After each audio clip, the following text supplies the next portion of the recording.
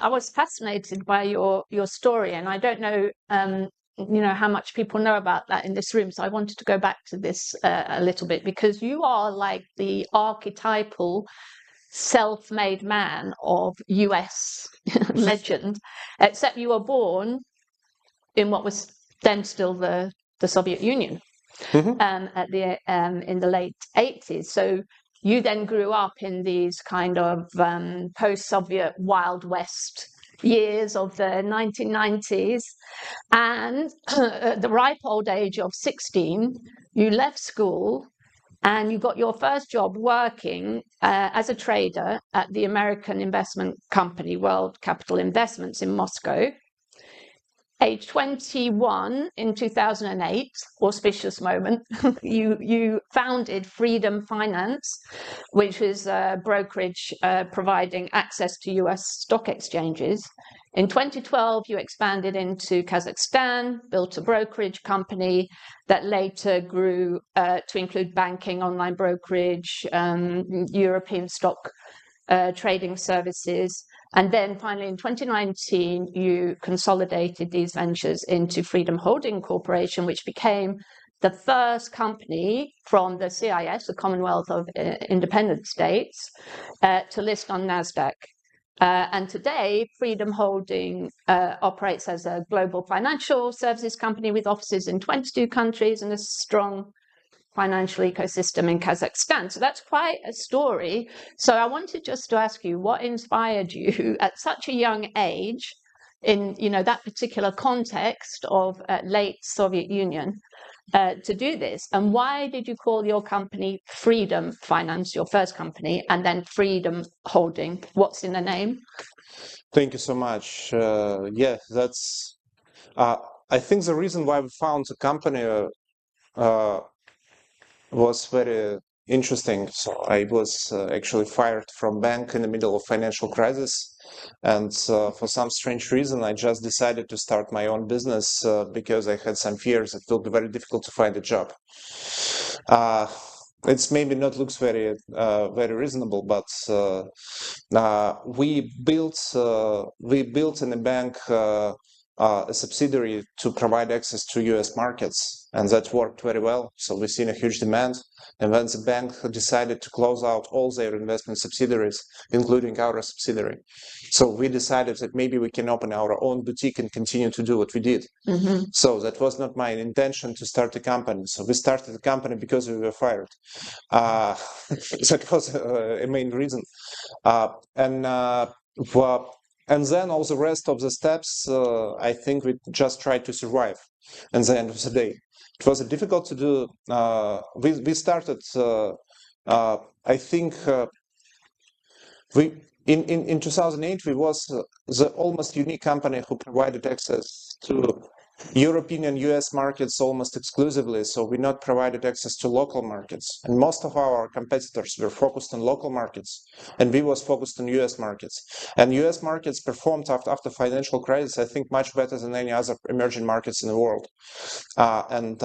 That's also helped and provided some growth. But to survive, we started to develop technology because we realized that the margin is not such high in our business, and we still faced a lot of competition. Mm-hmm. And we worked and spent a lot of resources to educate people, to build some trust, to build some confidence about investing into securities, which is which has in both in Europe and in the United States, of course, it's a great big industry with a lot of confidence, which was built over the last 200 years and secured last century. But in our region, it was very, very, very new and very risky environment since because many institutions just were started, and our regulators also maybe was not such experienced. When we just started our business, it was very few regulation of providing access to global markets.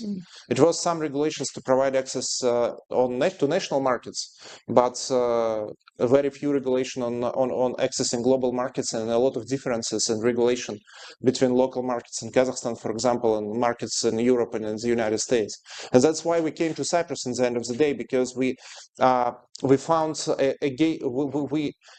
We looked for some gateway who can translate from American regulation language to finally our Kazakhstan language, and Cyprus fits as well, because we actually built a relationship between our Cyprus firm and US firms. It was easier to build a relationship between European firm and US firms, and more or less the same regulation, more or less the same common law principles, and the very different continental law in Kazakhstan, for example, and different approach to regulation. And Cyprus acted as a translator on the very first time to translate regulation from one language to another language, to make it possible, to make this connectivity possible. It was like an adapter of regulation, and then we realized that to survive in this environment, we need to build not just a brokerage business. So in 2019, we were a first broker listed on Nasdaq from CIS. So it's not the only firm, but the first stockbroker. But we realize that we will cease our existence if we will lose competition if we will not become if we will not build an ecosystem, financial and e-commerce ecosystem. We will just lose the competition to other firms who did that, because we realized that even a big bank can build a very efficient digital platforms. And when they introduce brokerage services to their digital platforms, they already have a lot of trust, they already have a lot of frequency, a lot of retention. And when they just introduce a new service, they can convert much more people that we theoretically can do, and much cheaper, much faster. And that's why we started in Kazakhstan to touch other business lines with the same approach, because to survive, we built a digital platform. Otherwise, it was very difficult to manage expenses. And this digital platform was the only way to service hundreds of thousands of customers. Yeah. Let's come back to that in a minute, but you very nicely introduced the subject of regulation. I mean, this is a very interesting point about, how trust is established, kind of organically in institutions usually over a very long period of time, to kind of institutionalize that, relationship, institution-customer relationship, and build trust usually takes a long time. So we're now in an era where we have all these new kind of startups, fintech companies, who are kind of, leapfrogging that. So we're going to come back to that. But so we need to talk about regulation. And I guess I have a few questions here, and it's again a hot topic in the US, so and in Europe, of course, it's favorite subject in Europe. But how do we get the right balance on regulation and ensure that we don't stifle innovation and instead foster a dynamic economy? So what are the kind of key principles, do you think, that to consider when it comes to government intervention and regulation? And I'm going to mix in a few questions here. So the second question, which we as businesses, we know that businesses like predictability. So that's important for businesses, for capital markets. So is there going to be a push for deregulation of financial services industry in the US under the new administration? And then this is the regulation bits. And if you want to talk about the kind of extra-territoriality issue, that's good as well. we don't have much time, so let's talk about that and then just come back to AI and tech. Sure. Yeah. Fortunately, I can kind of sum all of those questions up in one nice package.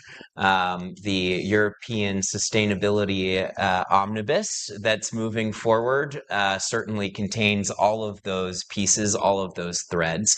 And to borrow a term from the Europeans, I'm not expecting deregulation from the United States. I'm expecting simplification in financial regulation. And what I mean by that is, if you're a large bank in the United States, you have potentially 3 different regulators before you even get to a securities consideration, right? You have the OCC, the FDIC, and the Federal Reserve all maybe barking at your door, asking you for regulatory information. And what I think the perspective of the current administration is that there is a real opportunity to streamline the approach to regulation and who regulates which banks, which financial services entities, who has purview over financial technology, who has purview over cryptocurrency. That's a hot button issue here in the United States between the Commodities Future Trading Corporation and the Securities and Exchange Commission. There's sort of back and forth in the dialogue. So what I mean by simplification in the United States context is that I expect that the U.S. federal government will look for every and any opportunity to narrow the application of regulation so that it's clear which regulator is your regulator within an industry. I also think that there will be more of a push toward pragmatic regulation. In the last administration, the chair of the Securities and Exchange Commission, Gary Gensler, pushed forward an agenda that was relatively unique in its approach, in that he sought to use the powers of the agency to advance rulemakings that weren't in response to advance a volume of rulemakings that weren't in response to a major crisis. It wasn't a mandate from some kind of legislative exercise in the United States. He took the powers of the SEC and tried to accomplish some of the work that Congress could not get done.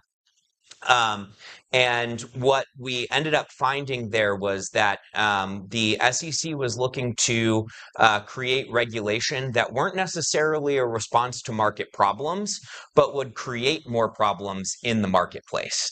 And so, I think the approach of the new SEC will be to say, where are the market failures? What are the justifications for regulating something? How do we approach regulation in a manner that is predicated from solving a market failure and moving on from there? So you'll find much more sort of cost-benefit analysis being used in the creation of regulation, and you'll also find, I think, that the outcome will be lighter touch.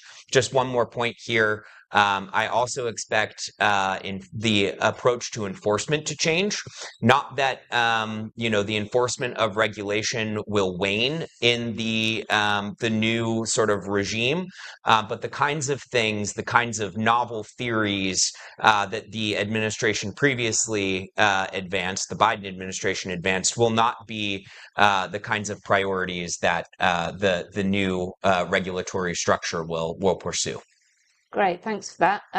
Before I come back to Timur about the AI issue, I just wanted again to ask you the implications of, so we hear all this about transformative potential of AI. Well, it's happening in the financial sector, improving operational efficiency, risk management, customer experience, everything, all these things. So just wanted to ask you, what are the kind of risks there, or if there are regulatory implications of that, the data privacy, model risk, all those sorts of things that get highlighted?